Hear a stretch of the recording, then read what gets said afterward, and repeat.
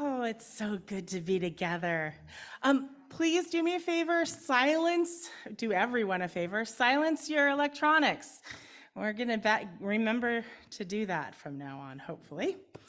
Welcome to the Unitarian Universalist Community of the Mountains in Grass Valley, California. My name is Beth Caro, and Cheryl Morris and I are sharing the exciting job of worship associate for today, and actually all this month, where we are exploring the theme of courage. We have a tapestry style service today, meaning that we'll be hearing stories from a few members of our UU community, as well as a song written by Kate Kanan. And we've got Toby here, Toby Thomas Rose on piano, Jordan's younger brother. Our intrepid AV team is in the back, yay. Eileen Hale is our Zoom chat host. Hi, Eileen, wherever. Hi, Eileen. And you are here in the room and you on Zoom. I'm so glad you made it. So glad that we're here together, making it together. Welcome.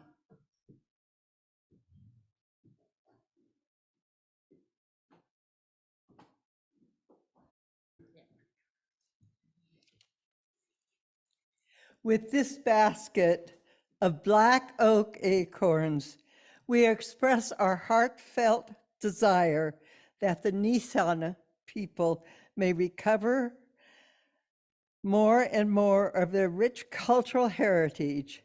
We commit to support them in these and other efforts in whatever ways we can, under the guidance and at their request.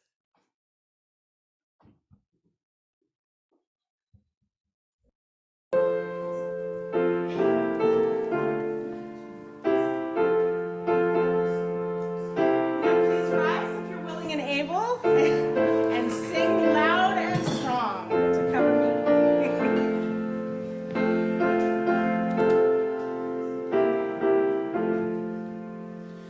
My life goes on.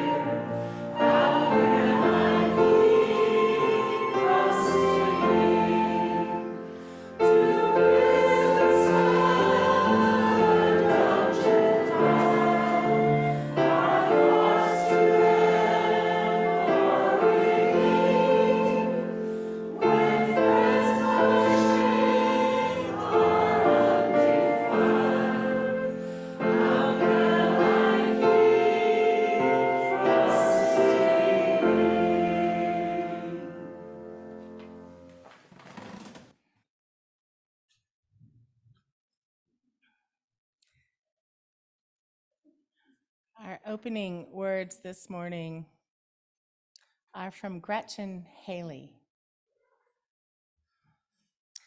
The Bright Thread of Hope. Sunlight streams through a rounded window. There is too much beauty in this world to give up on it yet. And it is always too soon to surrender to cynicism. Bring your doubt, your skepticism, your downright confusion, even your bitterness. But in the midst of all of these, in the center, wrap your tender fingers around that still bright thread of hope. Feel in your heart that still steady hunger for something more. The vision we glimpse every day in the rising sun across the foothills. The light that spreads across the face of the one we love. The look of knowing all there is to know and still loving life, loving us, just as it is, just as we are. For this hour, we come to celebrate, to praise, to give thanks, to refuse to give up, to steady ourselves, keepers of hope, brave builders of this still possible world. Come, let us worship together.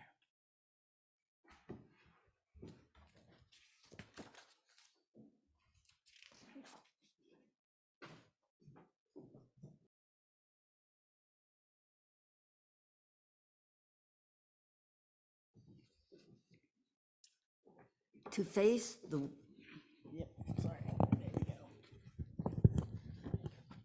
To face the world's shadows, a chalice of light by Lindsay Bates.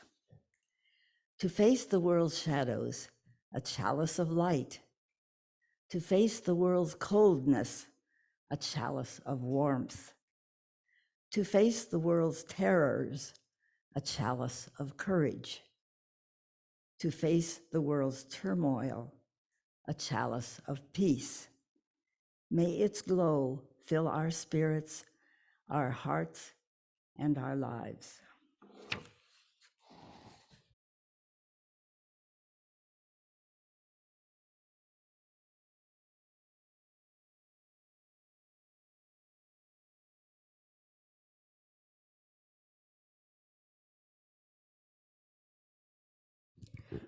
And now, this is a good time for those of you at home to light your chalice. Good morning. I second Beth's welcome to the Unitarian Universalist community of the mountains. As we develop the October services around the theme, the path of courage, it occurred to me to wonder, what is courage anyway? And what does it mean to walk the path? I don't mean the dictionary definitions, but what it means in real life, for real people. We thought it would be illuminating to hear what some of the elders of our congregation have to say as they look back over long, full lives and look forward to the future.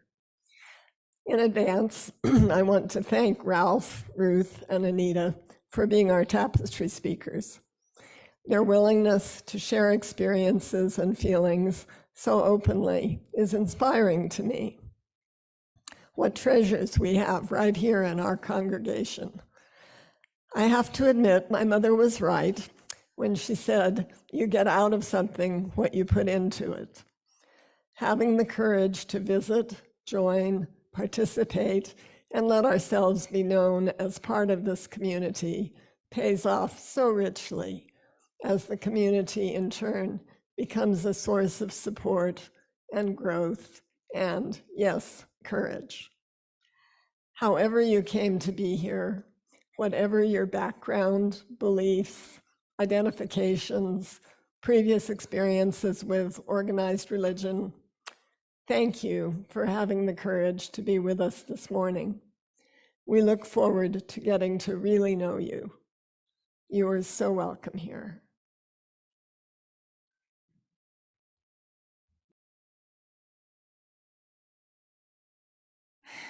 Linda Siska wrote an email, sent an email out on the UU Connect list a couple days ago, in which she shared a letter. I'm curious, how many of you read it?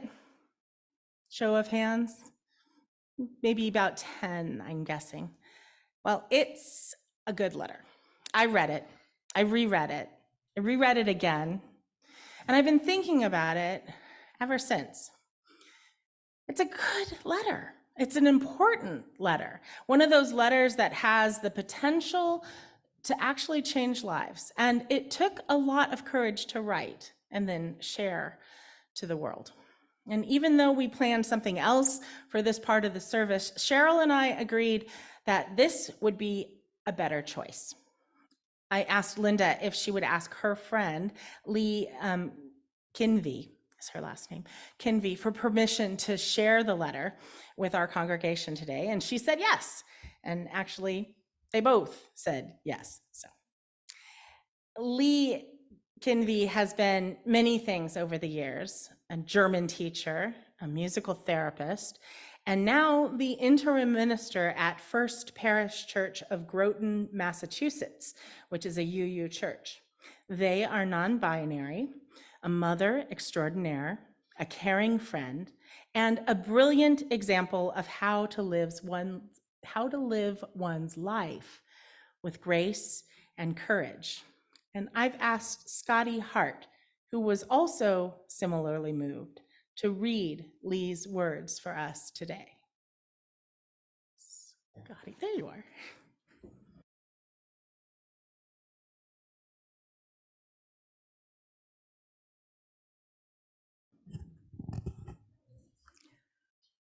I wish the letter I'm about to read you were fiction.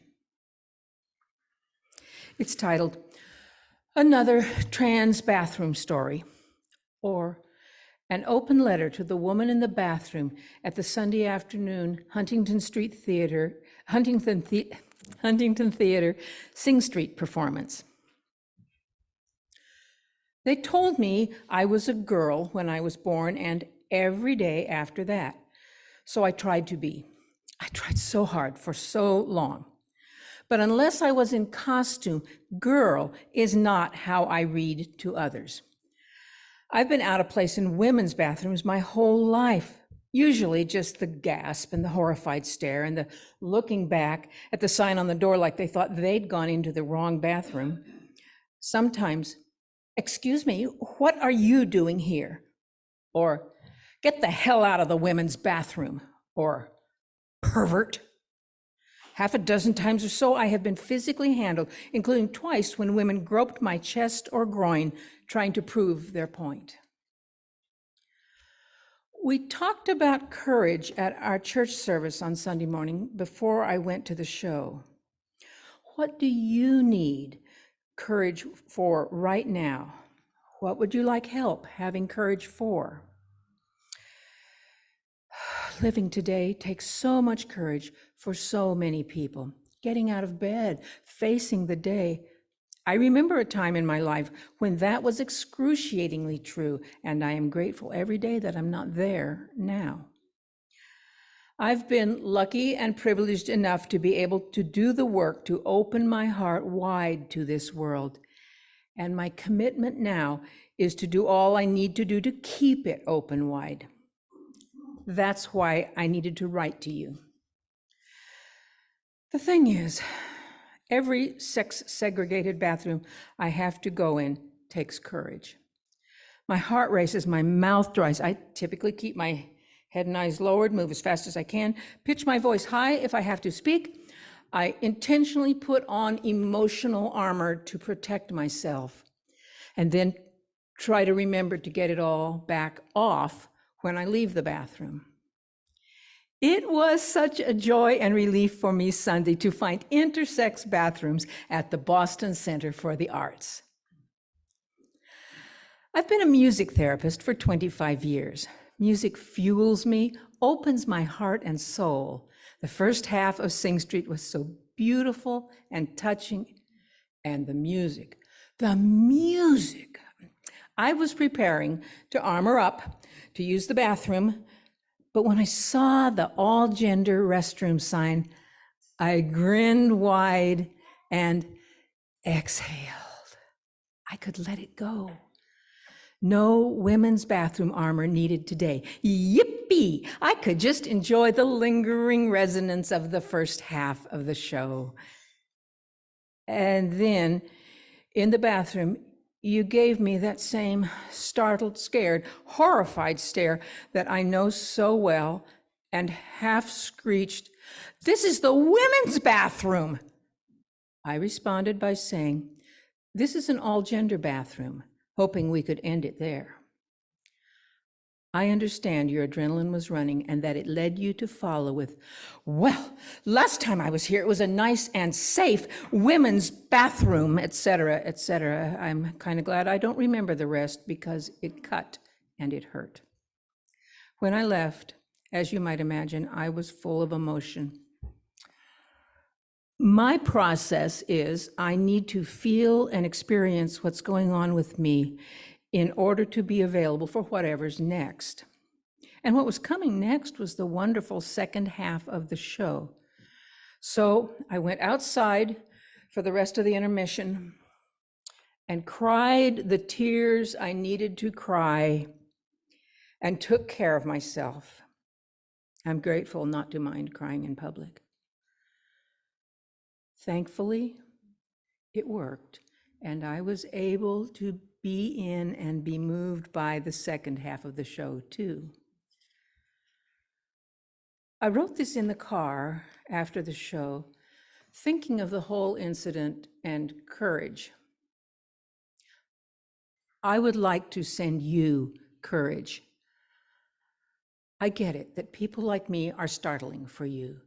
You live immersed in a culture that expects everyone's gender to be either male or female, and further demands that gender be immediately clear and legible within a 1-second glance. When it's not, it feels like something is deeply wrong. I get that. I was raised here too. Courage isn't a feeling, though. It's a decision. It requires a little space. I wish for you the courage to take 10 seconds before you enter women's bathrooms of the future and remind yourself that you could encounter someone who is non-binary or gender-bendy. I invite you to remember how much courage it takes them to be there at all. I invite you to simply assume that everyone in the bathroom knows where they are. This is a long game. We do this work of making ourselves known now, of stating our pronouns every day, so that in 50 years, having to write a letter like this will be as preposterous as black-white drinking fountains are for us today. As transgender people have said for decades, it was never about the drinking fountains, and it's not really about the bathrooms. It's about who is allowed access to the status of fully human and welcome to participate in society as they are. It's about who we are dehumanizing with our oppressive binary systems that teach white people that Black folks are scary and teach fear of disability and all the rest. My humanity is not up for debate, and neither is yours. The show we both saw on Sunday was about how the fires of creativity and community transform pain, anxiety, and depression into courage, love, and growth. That's what I wish for us both. Love thee.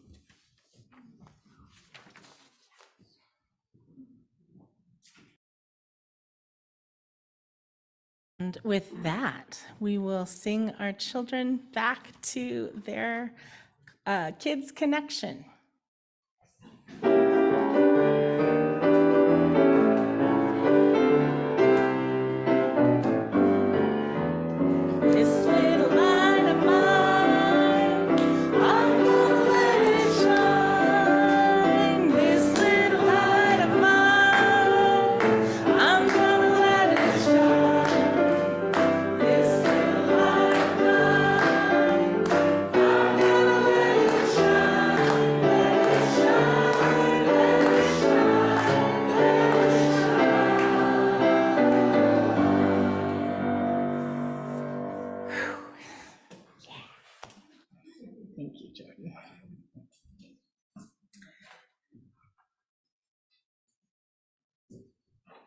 Those stones.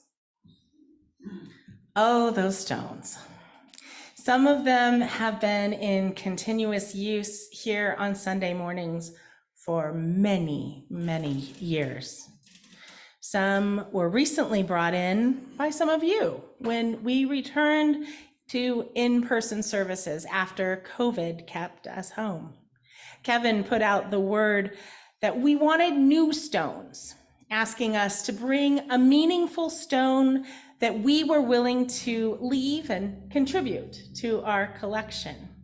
And that invitation still stands. People are still bringing in stones, and you are more than welcome to bring one as well. It's a beautiful array. Some are smooth, some jagged, some are glossy and bright, and others are rough, dull. Some are almost perfectly round or oval or perfectly unique. Many are shaped like a heart, and that is no coincidence. All of them are symbols, stand-ins for what we are holding on to in our hearts and in our minds and in our bodies. Some of us are holding joy, perhaps for good news, for time spent with family or friends, a special recognition, an important milestone reached, or something else entirely. We carry it with us to our community.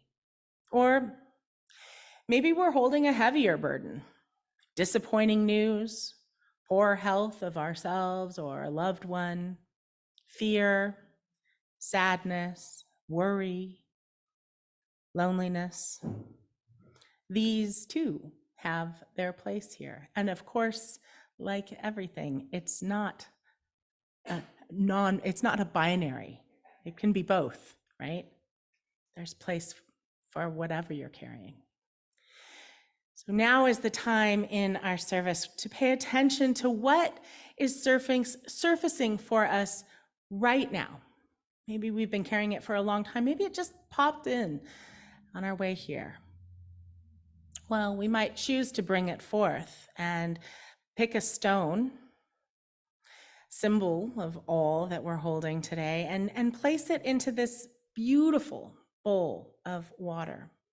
The bowl is like the container created by our community of caring, and the water, well, elixir of life, cleansing, dissolving, and rippling from the center in even wider circles of compassion that touch us all. Those of you on Zoom can briefly type into the chat what is wanting to surface for you today, while those in the room come forward down the center and, if appropriate, leave on the side. And whether or not you choose to come forward to place a stone in the water or write into the Zoom chat, I hope that you feel held, even as you are holding each other in love.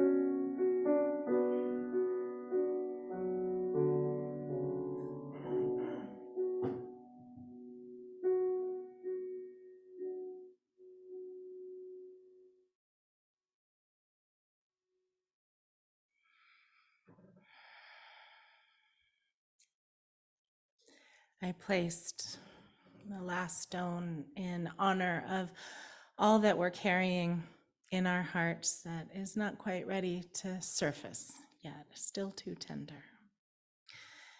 And our candles were lit this morning by Cheryl in honor of all those who are hurting, who are experiencing pain, suffering, hunger, war, and for their helpers, because there's always helpers.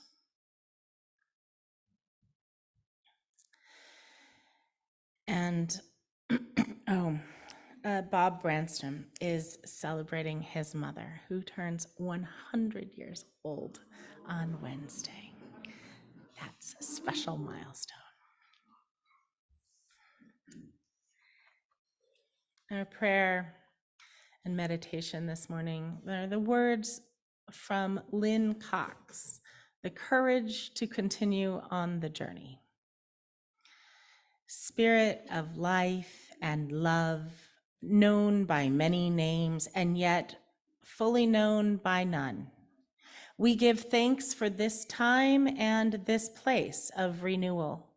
We give thanks for the ability to begin again after the disaster, after the tragedy, after the loss, after meeting the challenge set before us.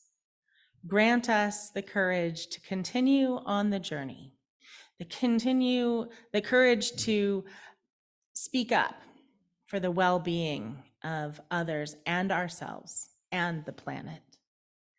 May we forgive each other when our courage falls short, and may we try again. Grant us hearts to love boldly, to embody our faith and our values in living words and deeds. May our hearts open to embrace humility, grace, and reconciliation.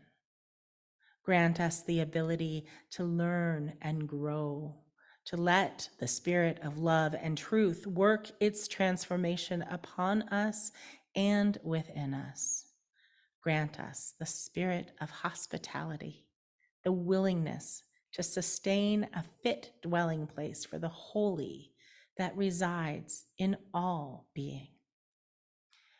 Grant us a sense of being at peace in the world, even as we are in motion. Let us cultivate together the strength to welcome every kind of gift and all manner of ways to be on the journey together. To this, we add the silent prayers of our hearts.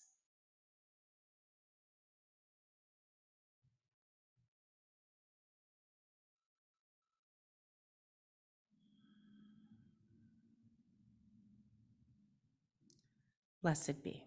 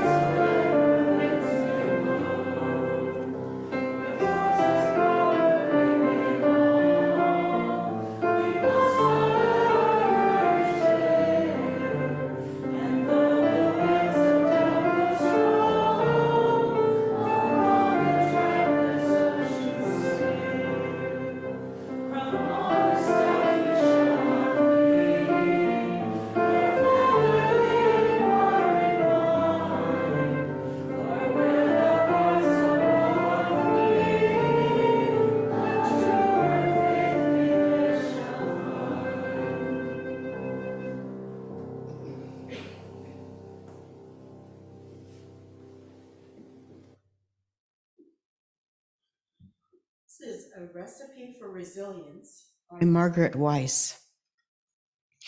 This recipe has been tweaked over time, so adjust as necessary.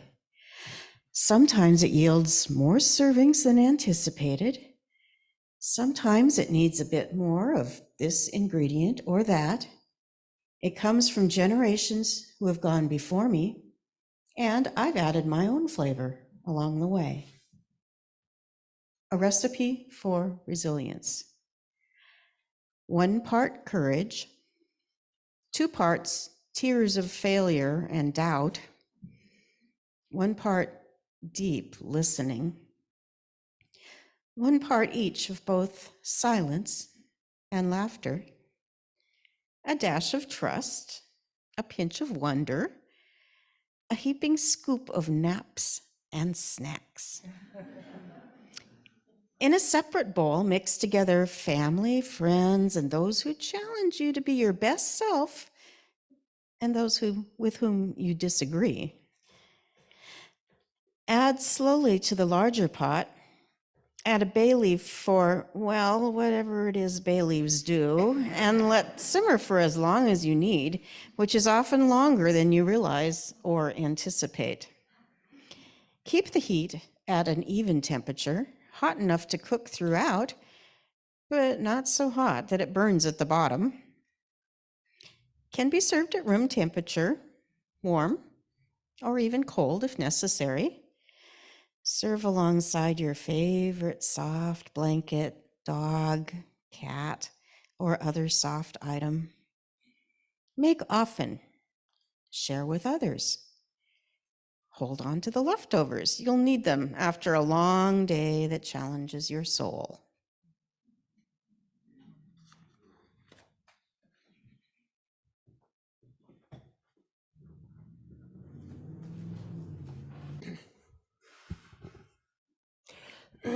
Now we have the privilege of hearing from 3 people sharing their thoughts on the subject of courage. Thank you for having the courage to stand up here and share some personal memories and parts of yourselves with us. Ralph will get us started, followed by Ruth. Then Kate gifts us with one of her songs that I'm sure you will enjoy. Finally, Anita will close out the tapestry of speakers. Ralph.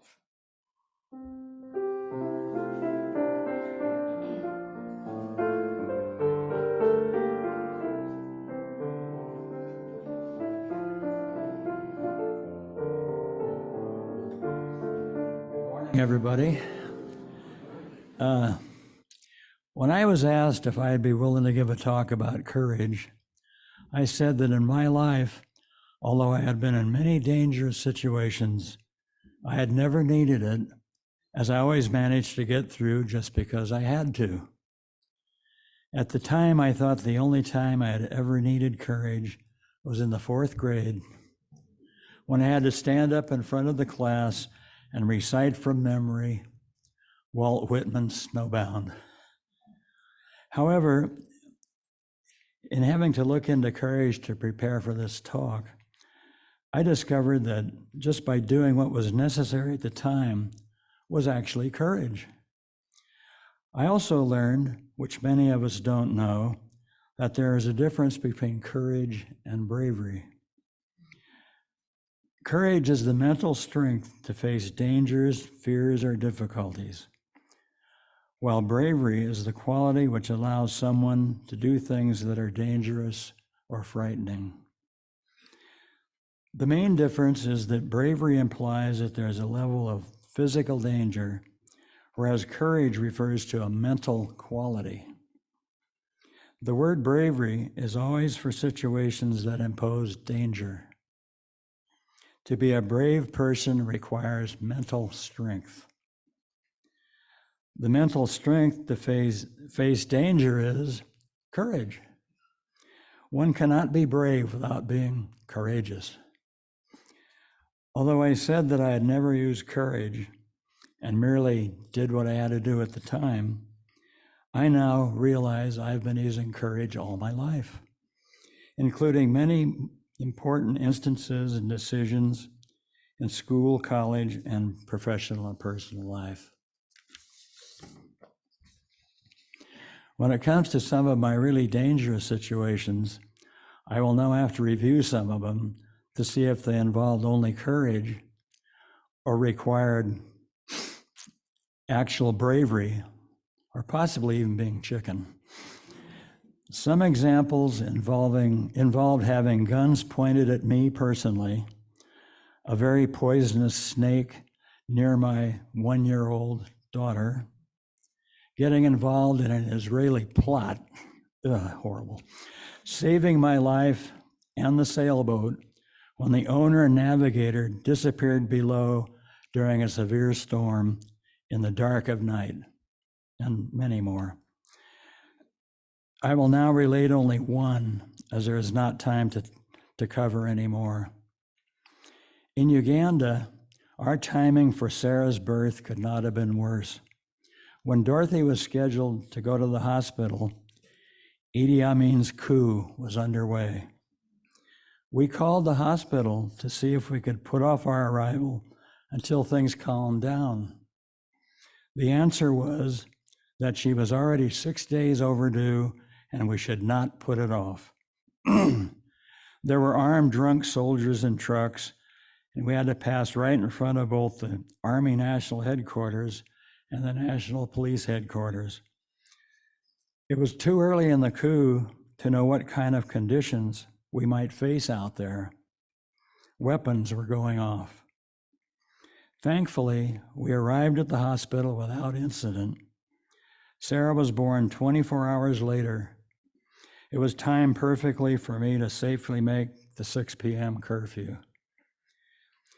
It may be interesting to some of you to know that the word courage comes from the Latin through French to Middle English. The root of the word courage is heart. I'll repeat that. The root of the word courage is heart. Really appropriate. I'll leave you with a definition of courage from Maya Angelou. Courage is the most important virtue because without courage, you can't practice any other virtue consistently.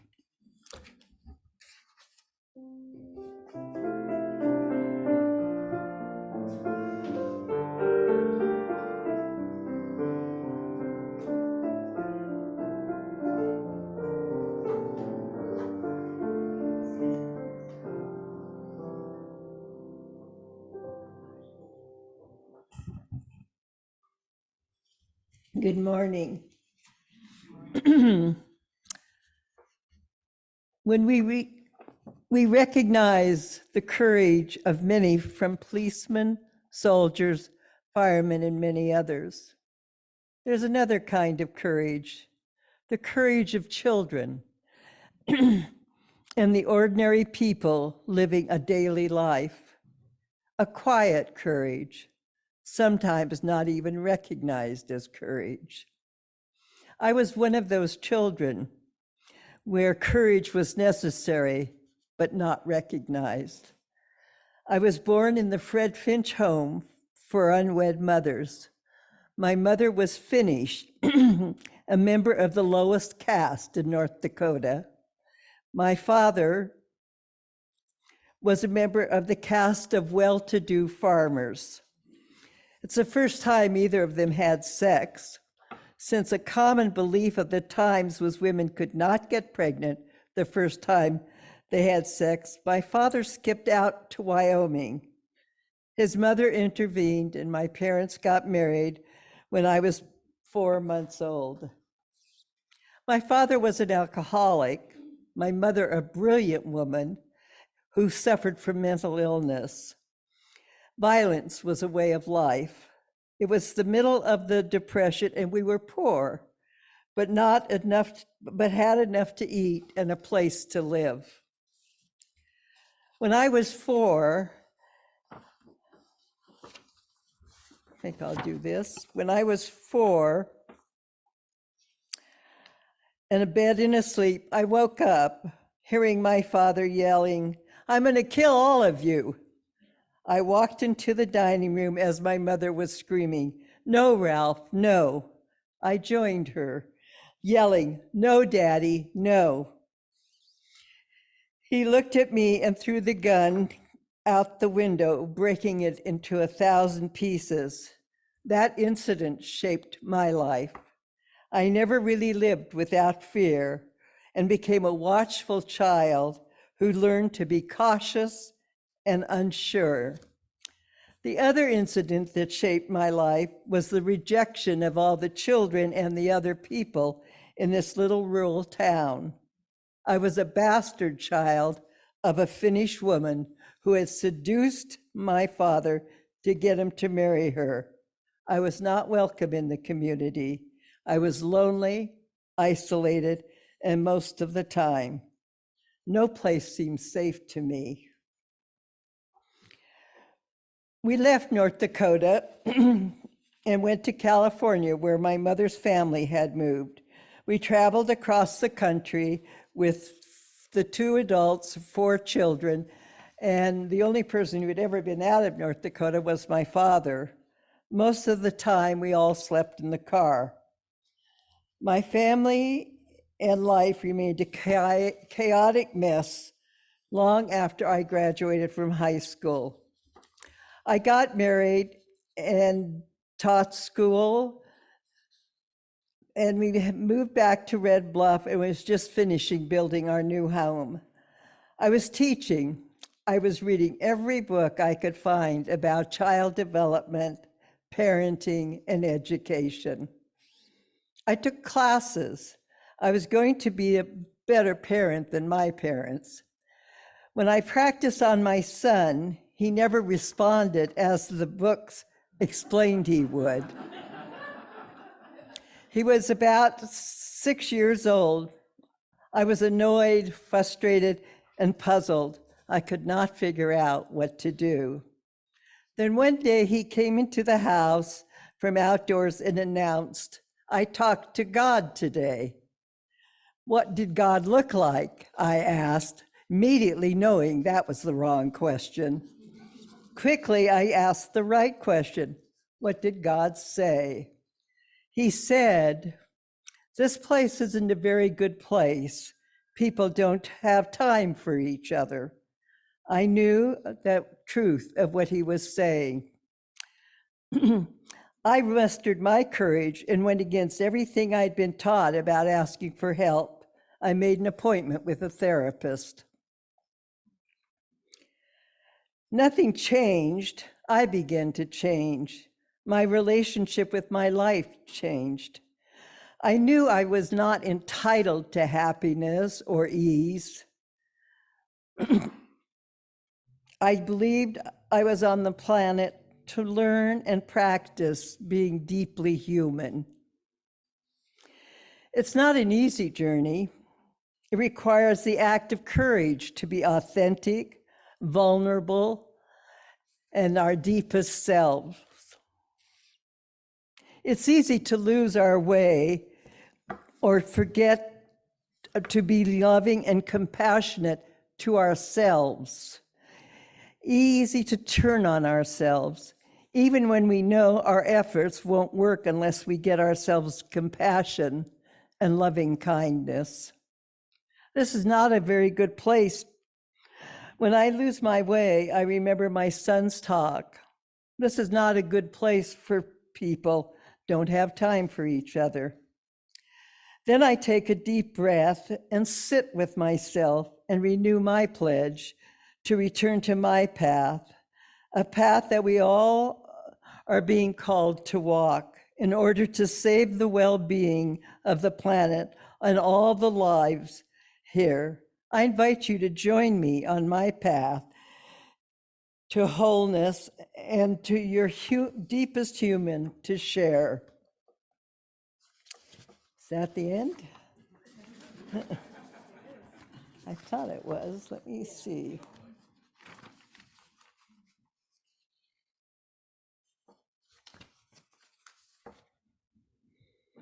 That's it. And thank you so much for listening.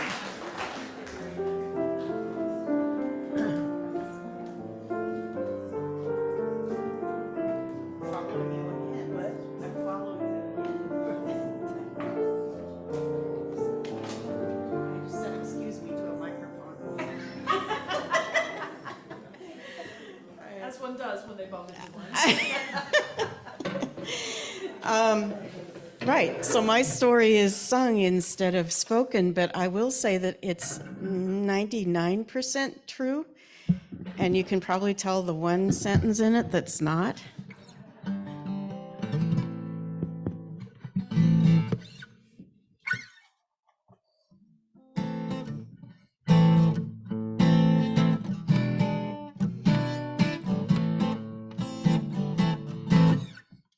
Don't touch the stove, it's hot, my mama said. Don't light that match, you'll burn the whole house down.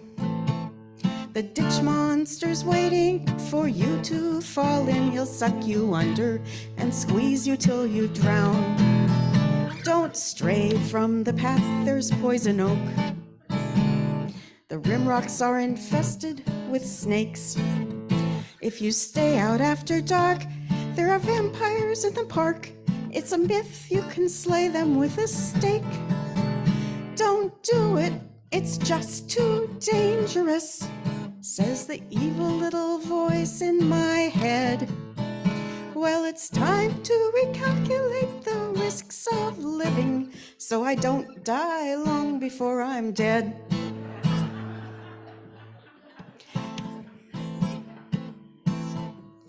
I learned it's better to stay safe at home, to read about adventures in books. Let the princess tame the dragon, someone else can fly to Mars. I'd rather snuggle down in my favorite nook. But those same books taught me what awaits outside, what braver folk do every day. And I wondered, what's the difference between them and me? Do I really want to live life this way? Don't do it, it's much too dangerous, says that evil little voice in my head. Well, it's time to recalculate the risks of living, so I don't die long before I'm dead.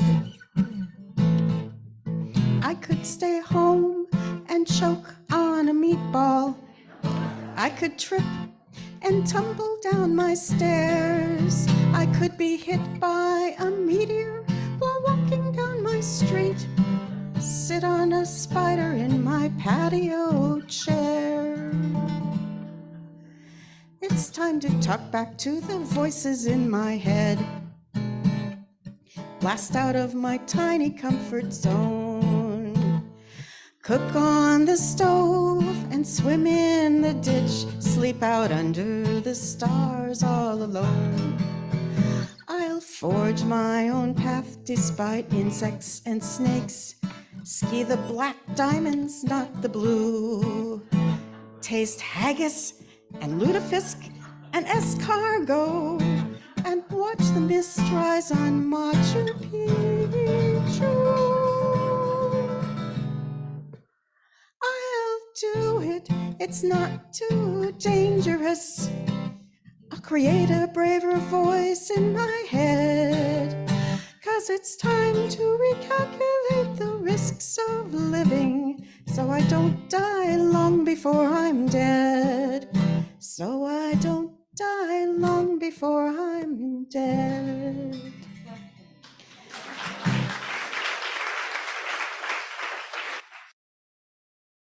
My obituary read, and this also is true, that not quite, that I died crossing a street at the Edinburgh Fringe Festival, run over by a neon pink psychedelic hippie-flowered racing taxi cab while distracted by the guy dressed like a chicken.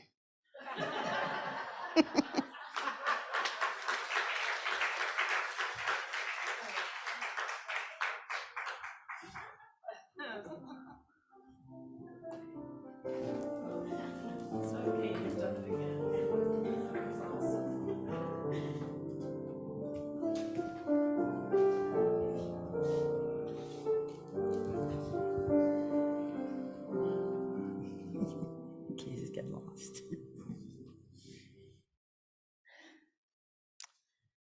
My mother was trained as a nurse to always follow directions.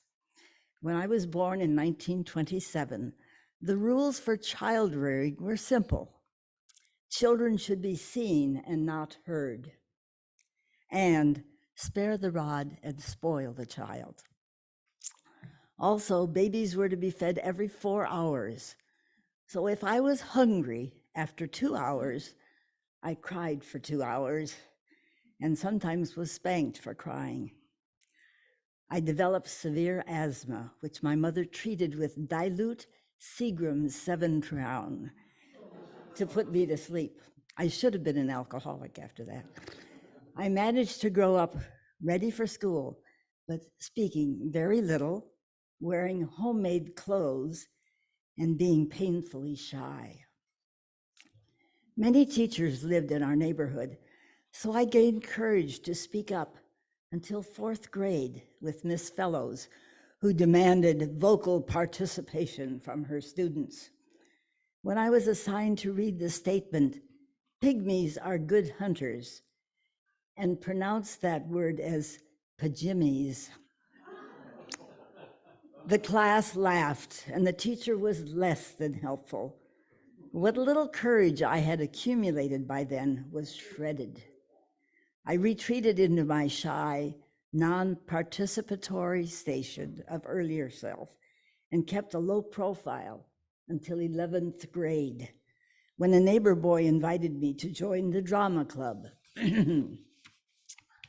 I finished high school and continued into college, still living at home under the same old rules.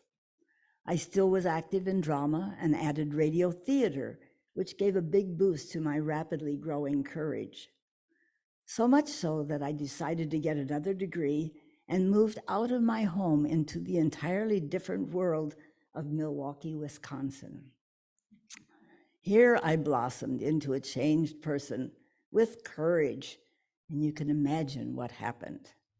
With my new training and experience, I got a job, met my husband, got married, moved to another state, had 4 children, moved the 6 of us to Minneapolis, assisted my husband in obtaining a master's degree by typing his thesis for him, in between other things, and then moved to Lansing, Michigan for his new job. But things began to unravel. Lansing demanded lots of courage to handle both physical and emotional problems, culminating in divorce and moving to California with a new partner. Remarriage brought a very happy chapter to my evolving life. In Ocean Beach, I was challenged with designing a new type of senior center and then running it for nearly a year under government surveillance, since that was how I was paid. Increased courage indeed. 9 years later, my husband's stroke catapulted me into Nevada County, and his death changed my future. But good things have happened here. Discovering that the nearest UU church was 30 miles away galvanized me into action. When after 3 years I was elected board president, I brought the idea to the board of bringing a monthly program up to this area as a thank you for the years of past financial support which they had given. The concept was refused for 2 months by the minister. But when I introduced the idea a 3rd time with a little extra information, despite her no vote, the board overrode her vote and gave permission for a meeting up here in January 1994. And the rest is history, our history, the result of unbending courage. And finally, probably my most researched and difficult act of courage was saying no to the COVID-19 program and refusing medical intervention. I chose to be unvaccinated and become part of a control group using vitamins, minerals, and colloidal silver to resist infection with the virus. So far, it's worked. Courage, courage, courage.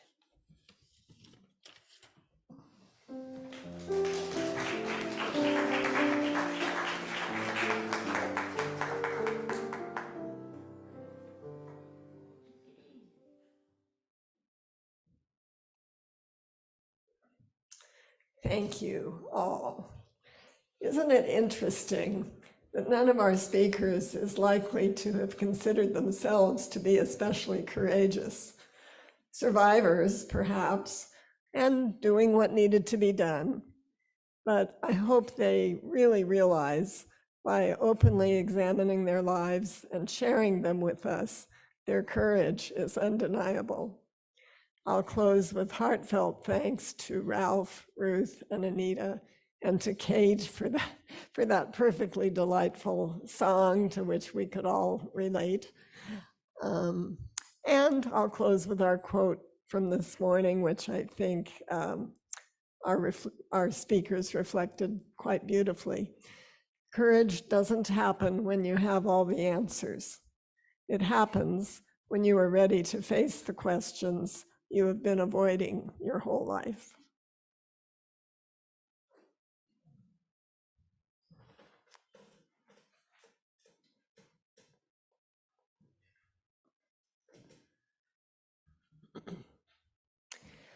Each month, we share 25% of our donations with a nonprofit community partner that aligns with our values.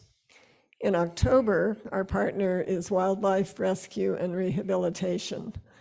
Those of you who were here for the first service in October no doubt remember the presence of two very impressive birds in this sanctuary, which strikes me as a somewhat courageous act on the part of their handlers. If you would like your entire donation to go to them, use the white envelope in the collection basket. Now, Allison will tell us the ways we can donate.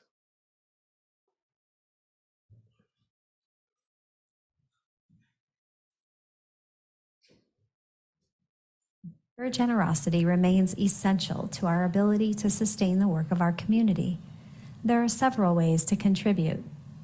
You may text an amount to 833-579-0483, give via our website at uugrassvalley.org, via PayPal at paypal.me/UUCM, or mail to UUCM 246 South Church Street, Grass Valley, California, 95945.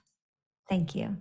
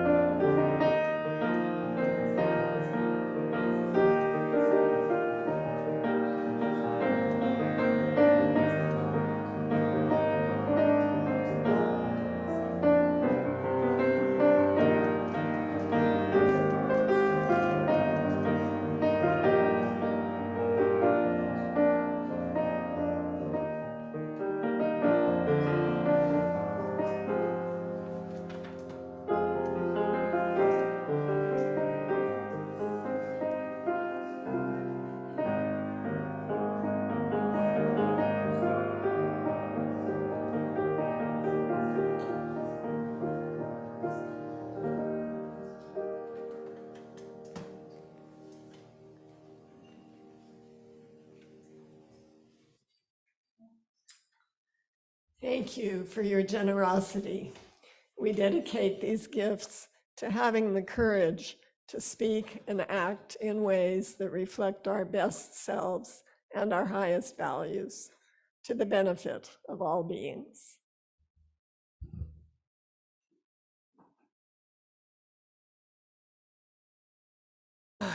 Wow. Thank you, Cheryl. Thank you, Toby, so much for that beautiful, all your beautiful music. I appreciate it.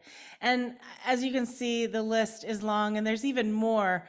It really takes a big crew to do what we do. And Ralph came this morning and said, wow, I'm glad I got to see what happens early. I feel like this just goes off without a hitch, but Bob and his beautiful crew, including Paul for the first time, and Andy. Thank you so much for letting us be seen and heard. To our speakers, our sharers, Anita, Ruth, Ralph, and Kate for that amazing song. Thank you so much. George Dunstan and Corey and Siobhan, who came in yesterday to move some slides around. So much help back in the background as a production crew. Eileen, thank you so much for being chat host. Shanti, this gorgeous setting, yet again, gorgeous setting. Thank you to our greeters, to the refreshment providers, to the Kids Connection teachers, and everyone who contributes to our beautiful, courageous community. Thank you. Some announcements. You can, it's Burma shave style. Yeah. Okay, next week. Looking forward to it. Okay, and next there's an 8th principal discussion, Tuesday, October 18th. Janet Dunstan is your contact for that. There she is. There's a game night, woohoo, family ministry. You can contact that. That will be here, 6 o'clock on Thursday.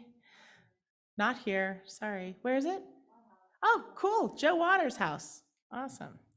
All right. Open mic night Friday. That'll be fun. Shannon Dooley Miller's going to coordinate that.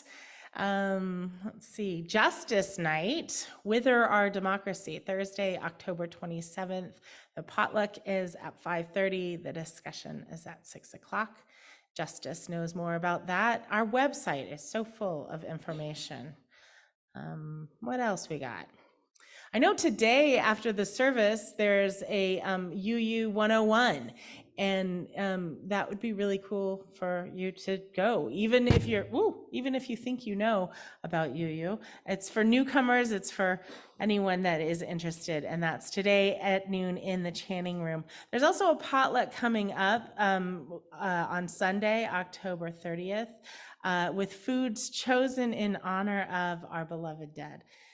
And then there's also, I don't know what that poetry reading, there's a poetry reading today at 2:30. Ruth Gio's friend is reading from her book, Susan Suntree.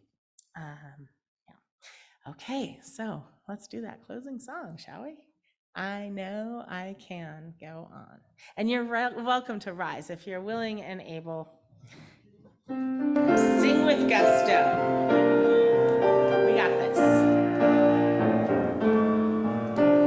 The days be dark with storms, and burdens weigh my heart. The troubles may never return. I know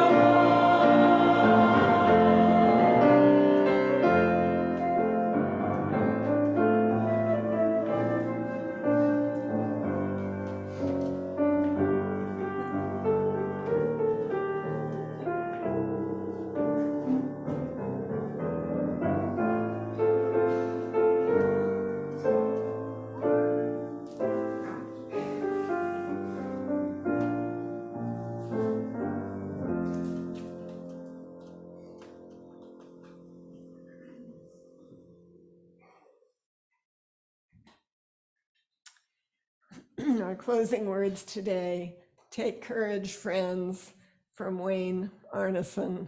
I think I remember Kevin reading this a while back, so we'll try to channel Kevin this morning, wherever Kevin is. He's not back there. No. In the library, wearing his sombrero and his mustache. Take courage, friends. The way is often hard, the path is never clear, and the stakes are very high.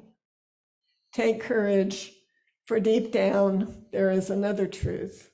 You are not alone. And knowing we are not alone, we carry the flame of peace and love until we meet again. See you next week.